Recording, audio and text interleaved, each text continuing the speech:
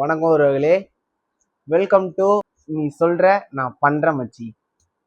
இந்த செக்மெண்ட்ல தம்பி ஒருத்தர் வந்து நம்மளுக்கு 15 தோசை சாப்பிடுன்னு சொல்லிட்டு கமெண்ட்ல சொல்லியிருந்தாரு. அந்த இதை தான் நம்ம பண்ண போறோம். பண்ணிட்டு என்ன நடக்குதுன்னு பார்ப்போம்.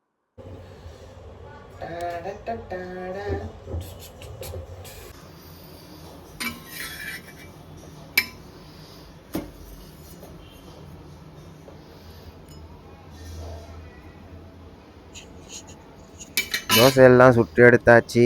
இங்கே பாருங்க, 1 2 3 4 5 6 7 8 9 10 11 12 13 14 15 தோசை கிட்ட சுட்டு எடுத்தாச்சு. மொத்தத்தையும் எடுத்துன்னு வந்து தட்டில் வச்சாச்சு. சாம்பார் ஒரு சட்டியில் வச்சாச்சு.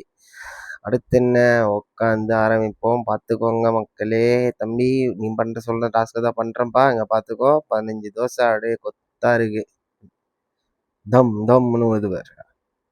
சாப்பிட ஆரம்பிப்போமா. சாம்பார் அப்படியே மேலாப்பில் ஊற்றி வழியாமல் தொடச்சி விட்டு அப்படியே பாதி தோசையை எடுத்து அப்படியே பெரட்டி மொத்தமாக தூக்கி அப்படி வாயில் வச்சோன்னு நினச்சிக்கேன், சும்மா ஜின்னுன்னு இருக்கும். அதுவும் எங்கள் அம்மா இருக்கிற சாம்பார் டேஸ்ட்டாக இருக்கும். கூட இந்த இருக்கிற காயெல்லாம் எடுத்து போட்டோன்னா இன்னும் கொஞ்சம் ஃபைபரஸ் கண்டென்ட் உடம்புல ஏறும், நல்லது. அடுத்த பாதி தோசை முழுங்குடா மோட்டிவேஷனோட அடுத்த பாதி தோசையை நோக்கி போகிறோம். எடு பெரட்டு உள்ள முழுங்கிட்டு திரும்பி உள்ள போட்டு கிரைண்டரை ஓட்டுட்டு அடுத்த பாதி தோசையை எடுக்கிறோம். இந்த மாதிரி பாதி தோசையாக சாப்பிட்டே பழக்கம் ஆயிடுச்சா. அதுதான் இன்னும் இந்த ஒரு வாட்டி 15 தோசை, அதுதான் கொஞ்சம் யோசிக்கிறேன், முடியுமான்னு தெரில. ஆனால் முடிஞ்ச வரைக்கும் நான் சாப்பிட்றேன். விடாமுயற்சி விஸ்வரூப வெற்றி அப்படின்ட்டு பல பேர் சொல்லியிருக்காங்க. நம்மளும் நம்புவோம். புக்கும் டைகருக்கா புக்கும், சாப்பிட்டு முக்காம இருந்தா சரி.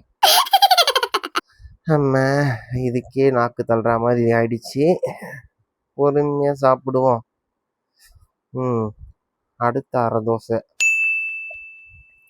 தண்ணி கேனு இல்லையே, வீடியோ விட்டு வெளியே போயிடுமே, கேமரா விட்டு நவுந்தாமதி ஆகிடுமே, என்ன பண்ணுறது. இந்த வாயை போடுவோம், அப்புறம் யோசிப்போம். ஓகே, அட்ஜஸ்ட் பண்ணிக்கலாம். இப்போதைக்கு தண்ணி இல்லாமல் சாம்பாரை ஊற்றி சட்டியிலேருந்து அரை தோசையை எடுத்து பெரட்டு போட்டு எடுத்து வாயில் விட்டு முறுக்கு. உங்களுக்கே தெரிஞ்சிருக்கும், வாயோட மோஷன் அங்குன்னு பண்ணுறது கொஞ்சம் ஸ்லோ ஆகிடுச்சு. ஏன்னா வயிறு திம்முன்னு ஆக ஆரம்பிச்சிடுச்சு. 5வது தோசைக்கு திரும்பியும் மேல் கொண்டு பயணிக்கிறோம். பயணம்தான் முக்கியம். அம்மா ஆனந்தம் செந்தாளம் பூவில் வந்தாடும் தென்றல் என் மீது மோதுதம்மா. செந்தாளம் பூவில் வந்தாடும் தென்றல் என் மீது மோதுதம்மா. மாசம் தேடி போகுதம்மா. தண்ணி எடுத்துருவோம், எதுக்கு மேலாம் நம்மளால முடியாதுடா சாமி அப்படின்னு குடிச்சு திரும்பியும் அம்மம்மா ஆனந்தம், அம்மம்மா பேரின்பம்,